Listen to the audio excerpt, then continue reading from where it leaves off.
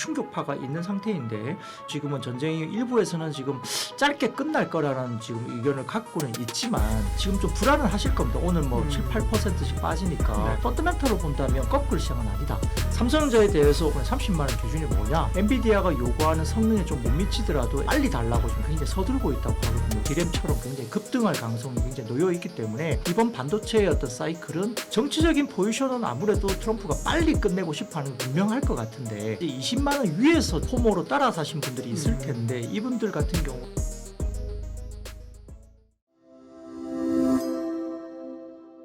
네, 이민수의 경제토크 IBK투자증권 박근영 부장님과 반도체를 지금 우리가 어떻게 할 것인가 이야기합니다. 사실 투자가 그래서 어려운 겁니다. 그렇죠? 네. 왜냐하면 전쟁이 났다고 해서 뭐 하루 이틀 사이에 2, 3일 사이에 반도체의 뭐 가격이나 수요 공급이나 뭐 전망치가 달라진 건 사실 없잖아요. 그죠? 맞습니다. 네, 없는데 주가가 이렇게 급락을 하고 있는 상황이고 그러면 예를 들면 이유는 없이 빠졌다고 생각할 수 있는데 그동안 생각하면 또 좀 가파르게 올라왔고 그죠? 네네, 그걸 맞습니다. 생각하게 되면 또 좀 조정받을 여지도 있고 이런 겁니다. 그러니까 기본적인 반도체의 수요 증가, 타이트한 공급 그리고 가격 인상 기조는 변함없다. 네. 언제까지 그러면 그걸 보신다고요? 저는 기본적으로는 26년도는 그냥 명확하다고 보는 상황입니다. 어차피 다 팔린 상황이고요. 네.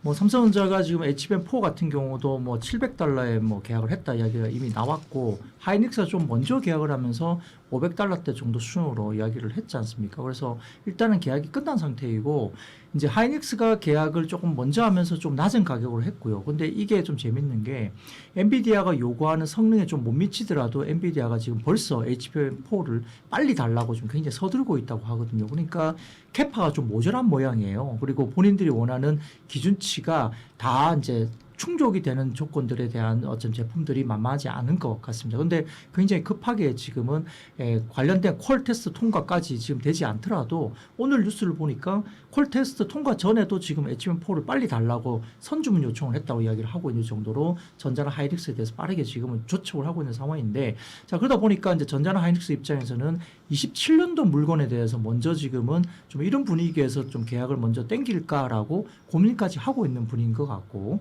그리고 내부적으로 지금은 뭐 베라 루빈뿐만 아니라 뭐 여러 가지 다음 차세대 모델들이 계속 나오면서 이 토큰 양이 계속적으로 기하급수로 늘어나는 과정이기 때문에 디램에 대한 수요가 굉장히 지금 많아질 수밖에 없는 상황이고요.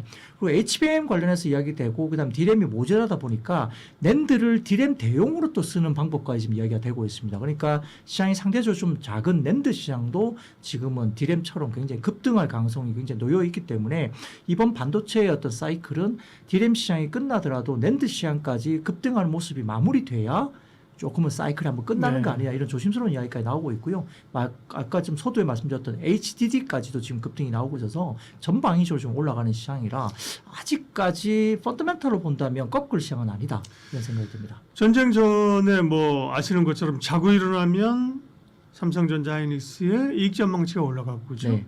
그러니까 따라서 목표가가 계속 올라가고 사실. 네.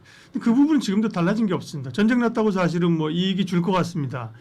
주가를 목표가를 내려야겠습니다라는 곳은 없죠. 그죠. 네. 그다음 뭐 며칠 지나도 마찬가지일 거예요. 그러면 이제 SK증권이 삼성전자 30만 원 아까 목표가 제시했다 그러셨는데 그 기준이 뭐예요? 근거가 어떻게 본 거예요? 네. 근거로 봐서는 이제 지금 SK증권에서는 이렇게 예를 들어서 뭐 AI 에이전트 진입 국면인데 AI 에이전트가 되면 역시 우리가 소프트웨어 업종들이 미국에서 많이 빠지잖아요. 그런 것들이 이제 에이전트 AI가 나오면 소프트웨어 업종을 대체한다 뭐 이런 식으로 이제 논리가 되고 있는데 물론 모든 회사는 아니겠습니다만 위협을 받겠죠. 그래서 그런 AI 에이전트 관련된 진입으로 이제 간다. 이제 클로드가 이미 보여줬지 않습니까? 법률 서비스나 자산 관리 서비스 뭐 이런 등등 물류까지도 지금 AI 쪽으로 이야기하는데 그나마 이제 다행히 지금 최근에 버전업을 하면서 클로드가 이야기하는 것은 결국 엔트로픽도 마찬가지인데요. 결국 이제 그 부분이 이야기할 때 기존의 소프트웨어를 그대로 가지고 응용을 해서 같이 윈윈하는 쪽으로 업데이트가 됐다는 점 때문에 좀 안도를 한 건 맞습니다만 에이전트 AI는 역시 가는 쪽으로 방향을 봐야 됩니다.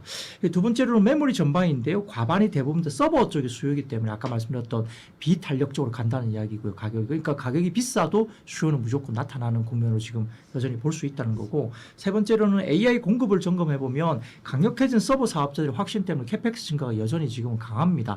그걸 꺾지는 않고 있기 때문에 계속적으로 지금 이 부분도 확신이 되고 있다는 점이고요.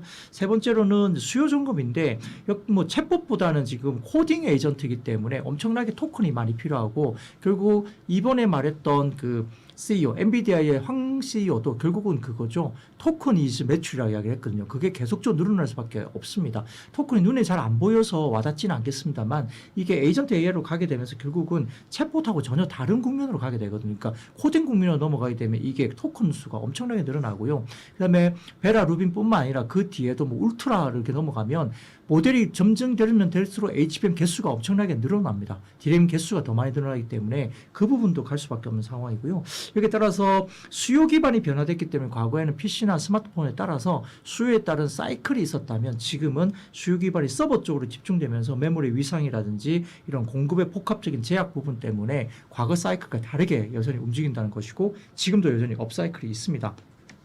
근데 지금은 삼성전자에 대해서 오늘 아까 말씀드렸던 SK증권의 30만 원 기준이 뭐냐 말씀드리면 영업이익을 올해 208조 원까지 추정을 했고요. SK 하이닉스 같은 경우 영업이익을 176조로 추정을 했습니다. 근데 이게 삼성전자 하이닉스 추정 영업이익이 SK증권이 높은 게 아닌 것이요. 이미 과거에 노무라 증권이나 그다음에 다른 시티 쪽에서 200조 원 넘게는 합쳐서 400조 있었죠. 이미 이야기를 했었고요.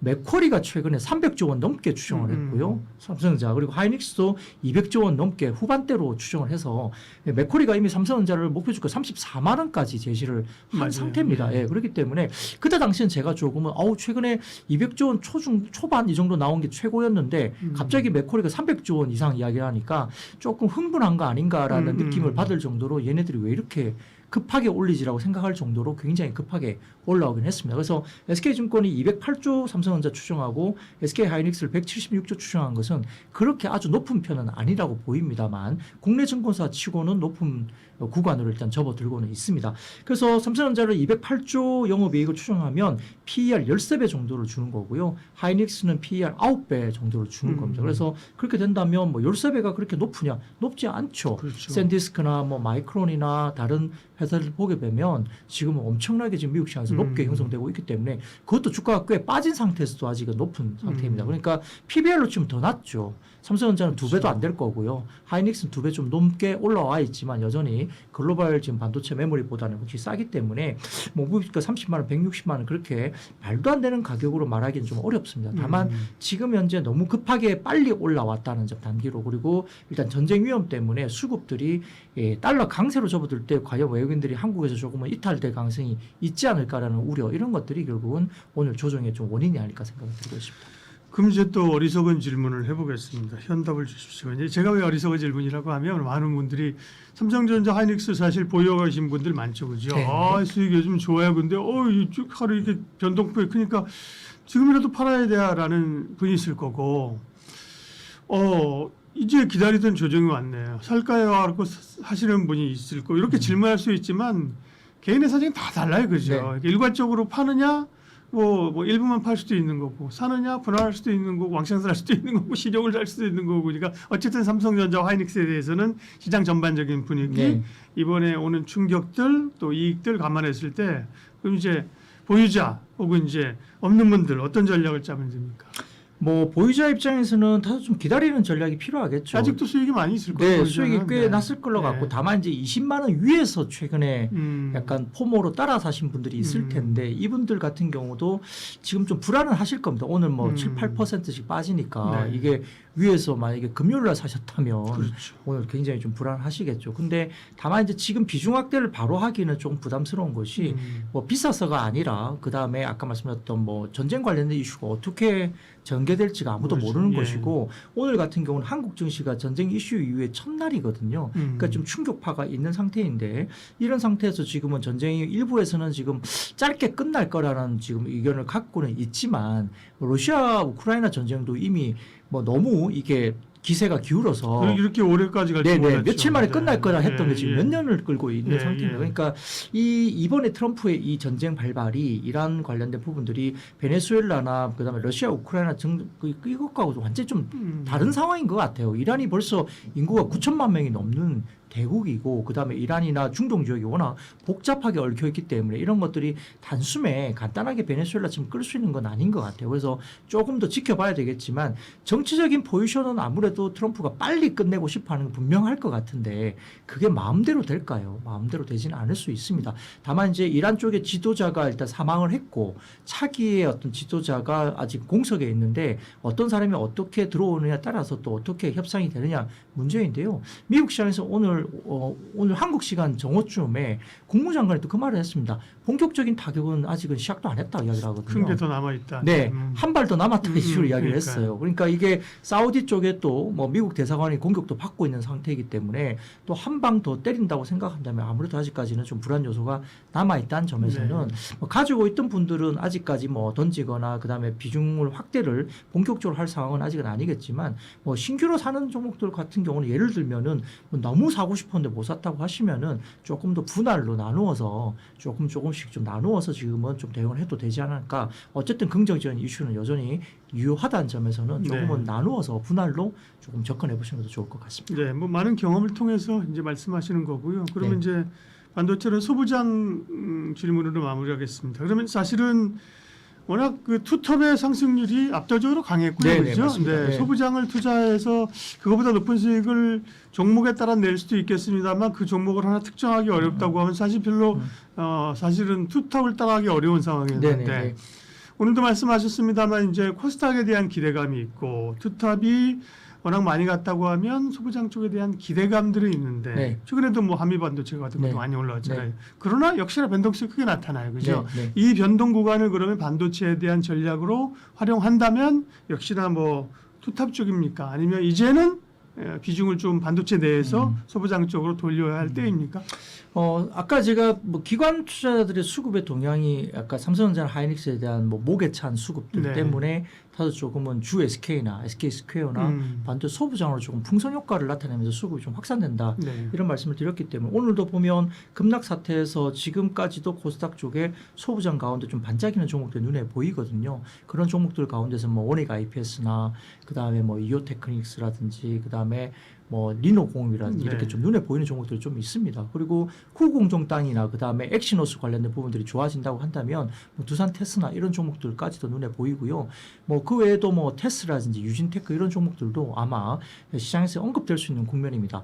지금은 제가 아까 잠깐 언급을 드렸지만 삼성전자 마니 클린룸에 좀 여유가 있는 상태이기 때문에 삼성전자 밸류체인 가운데 전공정단에 간 이슈가 역시 뭐 긍정적으로 볼 수밖에 없겠죠. 그렇다면 역시 원익 IPS, 테스, 유진테크, 이오테크닉스 이 정도까지 좀 보시면 좋겠고요. 그 외에도 아까 잠깐 말씀드린 두산 테스나가 후공정단의 부분 그리고 일부 이제 물량이 많아지기 때문에 관련된 부분들이 뭐 리노공업 같은 테스트 쪽이 상당히 좀 좋아지는 분위기고 HBM이라든지 그다음에 뭐 낸드나 이런 쪽을 보신다면 이오테크닉스와 같은 소재주도 눈에 들어옵니다. 그래서 그런 종목들 중심으로 좀 슬림화하시는 게 좋고요. 모든 장비수가 다 좋은 건 아닙니다. 그래서 좀 불편하게 가는 종목도 있을 거고 지금 언급드렸던 종목들도 좀 보시면 좋을 것 같고 더군다나 뭐 삼성전자 향 관련된 이슈뿐만 아니라 마이크론도 지금 한국의 반도체 소부장에 대해서 굉장히 긴급하게 공급량을 늘려달라는 이야기가 지난주에 나왔거든요. 그와 관련된 종목들을 좀 살펴보면 마이크론과 이미 거래하고 있는 쪽이 어디냐면